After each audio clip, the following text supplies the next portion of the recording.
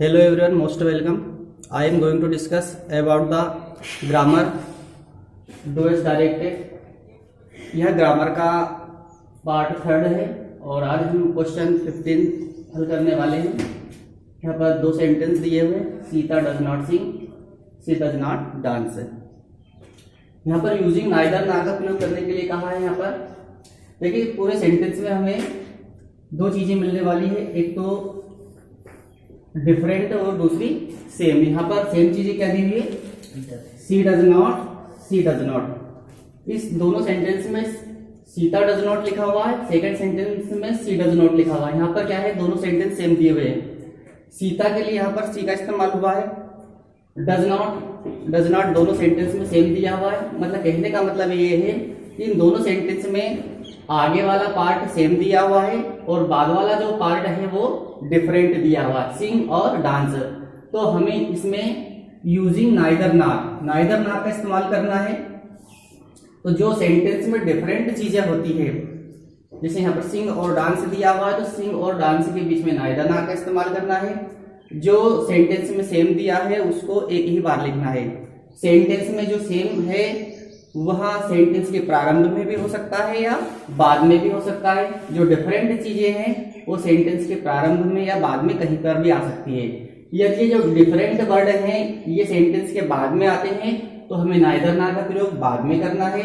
यदि ये different word sentence के प्रारंभ में आते हैं तो नाइदर ना का प्रयोग हमें आगे करना है। अब देखिए यहाँ पर करना क्या है, जो नेगेटिव सेंटेंस होते हैं, नेगेटिव सेंटेंस में नाइदर ना का इस्तेमाल किया जाता है और जो अफर्मेटिव सेंटेंस होते हैं उसमें आइदर आर का इस्तेमाल किया जाता है। तो नाइदर का मतलब होता है ना तो ना। जब हम नाइदर नार का इस सेंटेंस में इस्तेमाल करेंगे तो ये जो नॉट दिया हुआ सेंटेंस में जो नॉट दिया है उसको हटाना पड़ेगा। नॉट का इस्तेमाल नाइदर नार वाले सेंटेंस में नहीं होता है। नॉट हटेगा तभी हम नाइदर नार का इस्तेमाल यहाँ पर कर पाएंगे। तो हमारा आंसर यहाँ पर तैयार हो जाएगा। जो फर्स्ट जो दोनों सेंटेंस दिए हैं वो सेम है, इनको एक ही बार लिखना है। यहाँ पर सीता, ये जो डज नॉट लिखा हुआ है यहाँ पर सीता डज नॉट और सी डज नॉट सेम है। अब हमें क्या करना है, नाइदर नॉट का इस्तेमाल करना है। तो इस नॉट को हमें हटाना पड़ेगा। अब जब नॉट को हटाएंगे तो इसके आगे जो हेल्पिंग वर्ब दी हुई है डज नॉट के आगे अगर हेल्पिंग वर्ब डू या डज या डिड दी हो तो उसे भी नॉट के साथ हटा दिया जाता है, क्योंकि नॉट के साथ ही ये तीनों हेल्पिंग वर्ब रहती है। जब भी सेंटेंस में से नॉट हटेगा तो हेल्पिंग वर्ब डू, डज और डिड तीनों हेल्पिंग वर्ब हट जाती है। जब हेल्पिंग वर्ब डज दी गई हो और डज को हटाना पड़े तो हमें वर्ब की जो फर्स्ट फॉर्म है उसमें एस लगाना होता है। तो यहाँ पर हम डज नॉट हटा देने वाले हैं। अब यहाँ पर दिया हुआ है डिफरेंट वर्ड सिंग और डांस, सिंग और दूसरा वर्ड दिया है यहाँ पर डांस। तो सिंग और डांस के बीच में हमें नाइदर ना का इस्तेमाल करना है। नाइदर का इस्तेमाल हमें आगे करना है और ना का इस्तेमाल दोनों वर्ड के बीच में करना है। नाइदर हम यहाँ पर आगे लिखने वाले हैं और नार हम दोनों सेंटेंस के बीच में लिखने वाले हैं। अभी मैंने बताया था कि जब सेंटेंस से डज हटेगा तो वर्ब की जो फर्स्ट फॉर्म है उसमें एस लग जाएगा। तो जो वर्ब की फर्स्ट फॉर्म है दोनों वर्ब में यहाँ पर एस लगने वाला है। सीता नाइदर सिंग्स ना डांस, सीता ना तो गाती है और ना ही वह नाचती है। 16 सेंटेंस यहाँ पर दिया हुआ है। यह सेंटेंस एक्टिव वॉइस का सेंटेंस दिया हुआ है। इस सेंटेंस को हमें पैसिव वॉइस में बदलना है। Mister Gupta teach us Hindi, mister Gupta हमें हिंदी पढ़ाते हैं। यह सेंटेंस एक्टिव वॉइस का सेंटेंस है। अब हमें इसे पैसिव वॉइस में चेंज करना है। पैसिव वॉइस में बदलने के लिए 5 नियम यूज होते हैं। पहला नियम यह है कि जो सब्जेक्ट दिया हुआ है, सब्जेक्ट उसको ऑब्जेक्ट के स्थान पर रखा जाता है और जो ऑब्जेक्ट दिया है उसको सब्जेक्ट के स्थान पर रखा जाता है। तो यहाँ पर सब्जेक्ट दिया हुआ है मिस्टर गुप्ता और ऑब्जेक्ट दिया हुआ है यहाँ पर अस हिंदी। इस सेंटेंस में दो ऑब्जेक्ट दिए हुए हैं, एक दिया हुआ अस और दूसरा दिया हुआ हिंदी। ये आगे वाला जो ऑब्जेक्ट है ये प्रोनाउन है और जो बाद वाला ऑब्जेक्ट है ये नाउन है। तो दोनों में से हम किसी भी ऑब्जेक्ट को उठा सकते हैं। तो हम क्या है, आगे वाला जो प्रोनाउन है इसको उठाते हैं। तो यहाँ पर अज को हम यहाँ पर वी बना देंगे, और जो मिस्टर गुप्ता है सब्जेक्ट के रूप में, इसको हम उठा के ऑब्जेक्ट के स्थान पर सेंटेंस के अंत में लिखने वाले हैं। नियम नंबर 2 कह रहा है कि यदि सब्जेक्ट या ऑब्जेक्ट में कोई प्रोनाउन दिए गए हो तो प्रोनाउन को चेंज किया जाता है। प्रोनाउन को चेंज कैसे करना है, जैसे मैंने अभी यहाँ पर अज को सब्जेक्ट के स्थान पर लिखा तो उसको वी बना दिया। प्रोनाउन कौन कौन से होते हैं, जैसे वी दिया हो तो उसको अज लिखा जाता है, और अज को जब उधर ले जाते हैं तो वी लिखा जाता है।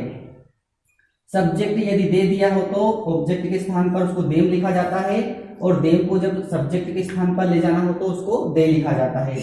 इसी प्रकार यदि सब्जेक्ट आई दिया हो तो उसको मी लिखा जाता है, और मी को उधर सब्जेक्ट के स्थान पर ले जाने पर उसको आई लिखा जाता है। ही दिया हो तो उसको हिम लिखा जाता है, हिम को उधर ले जाने पर वापस ही लिखा जाता है। सी दिया हो तो उसको हर लिखा जाता है, और यू दिया हो तो उसको यू, जो इट दिया है उसको इट। तो ये जो 7 प्रोनाउन है ये यदि सब्जेक्ट या ऑब्जेक्ट के रूप में दिए गए हो तो इनके रूप में परिवर्तन किया जाता है। जैसे वी को अज को वी यहाँ पर बनाना पड़ता है। जैसे हमने यहाँ पर अज को सब्जेक्ट के स्थान पर लिखा तो इसको वापस हमने क्या बना दिया, यहाँ पर वी बना दिया। तो इस टाइप से हमें सब्जेक्ट या ऑब्जेक्ट के रूप में कोई प्रोनाउन दिया गया हो तो उसको चेंज किया जाता है। ये है पैसिव वॉइस में बदलने का दूसरा नियम। तीसरा नियम ये है कि हमें हेल्पिंग वर्ब को चेंज करना पड़ता है। हेल्पिंग वर्ब चेंज, जो सेंटेंस में हेल्पिंग वर्ब दी गई है उसे चेंज करना पड़ता है, मतलब हमें टेंस चेंज करना पड़ता है। यहाँ पर मिस्टर गुप्ता के बाद में कोई हेल्पिंग वर्ब नहीं दी है, यहाँ पर वर्ब की फर्स्ट फॉर्म में ईएस लगा हुआ है, तो यहाँ पहले टेंस का वाक्य है।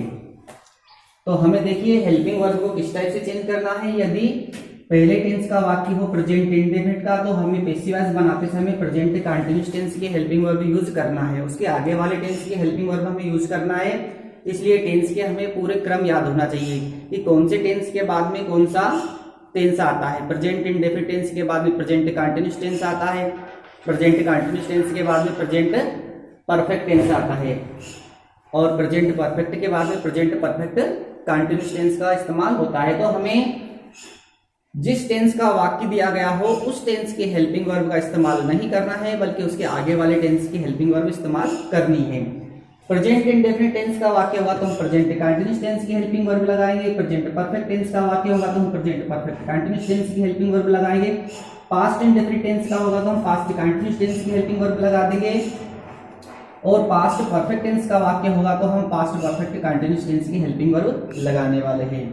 फ्यूचर इंडेफिनिट टेंस का वाक्य होगा तो हम यहाँ पर फ्यूचर कंटीन्यूअस टेंस की हेल्पिंग वर्ब लगाएंगे, और फ्यूचर परफेक्ट टेंस का वाक्य होगा तो हम फ्यूचर परफेक्ट कंटीन्यूअस टेंस की हेल्पिंग वर्ब लगाने वाले हैं।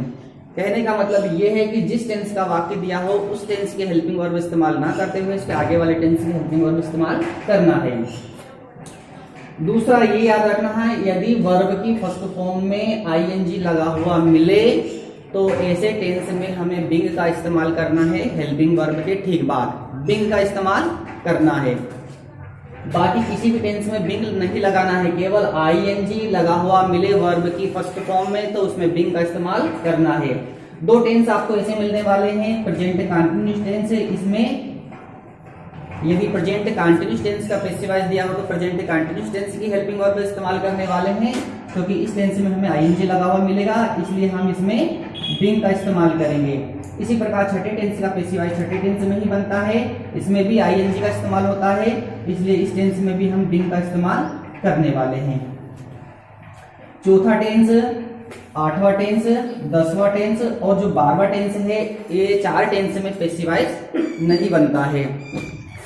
तो यहाँ पर पैसिव वॉइस में बदलने का यहाँ तीसरा नियम है कि इसमें हेल्पिंग वर्ब चेंज की जाती है। हेल्पिंग वर्ब कैसे चेंज की जाती है इसका फार्मूला हमने आपको बता दिया है। अब यहाँ पर हेल्पिंग वर्ब नहीं दी गई है, यहाँ पर वर्ब की फर्स्ट फॉर्म में ईएस लगा हुआ है, और जो पहला टेंस होता है प्रेजेंट इंडेफिनिट टेंस है, इसकी फर्स्ट फॉर्म में एस या एस लगाते हैं, इसका मतलब यह सेंटेंस प्रेजेंट इंडेफिनिट टेंस का है। इसलिए हमें प्रेजेंट कंटीन्यूअस टेंस की हेल्पिंग वर्ब का इस्तेमाल करना है। प्रेजेंट कंटीन्यूअस टेंस की हेल्पिंग वर्ब है इज, आर और एम, तीनों हेल्पिंग वर्ब में से कोई एक हेल्पिंग वर्ब हमें यहाँ पर चूज करनी है। तो यहाँ पर बहुवचन के रूप में सब्जेक्ट दिया हुआ है, मतलब प्लूरल नंबर, तो हमें इसके साथ हेल्पिंग वर्ब आर का इस्तेमाल करना है, वी आर। नियम नंबर 4, पैसिव वॉइस में हमेशा वर्ब की थर्ड फॉर्म का इस्तेमाल होता है, इसलिए हम इसमें वर्ब की थर्ड फॉर्म का इस्तेमाल करेंगे। टीच की थर्ड फॉर्म यहाँ पर टाट का इस्तेमाल करेंगे, टाट। और लास्ट नियम ये है कि जो ऑब्जेक्ट होता है उसके आगे बाय का इस्तेमाल होता है।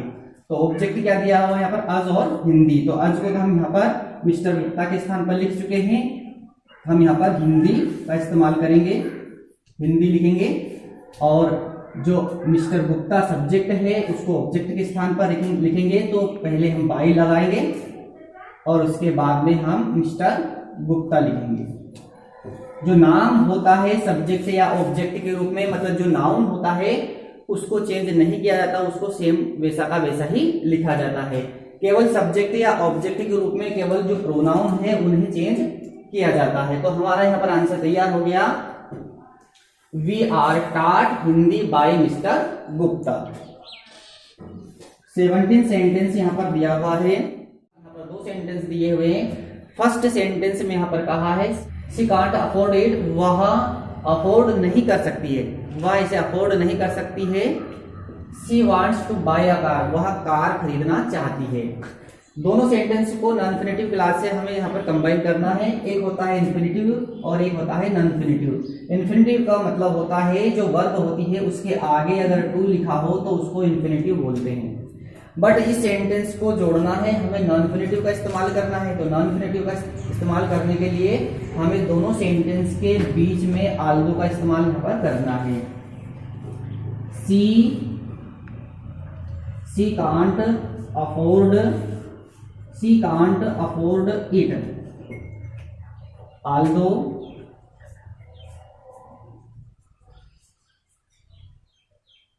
सेकेंड सेंटेंस को हम वैसा सेम लिख देंगे, she wants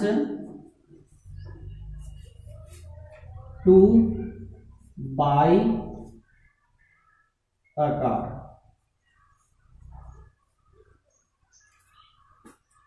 she can't afford it, वह इसे अफोर्ड नहीं कर सकती, वह इसे अफोर्ड नहीं कर सकती। आल्दो यद्यपि she wants to buy a car, यद्यपि वह कार खरीदना चाहती है।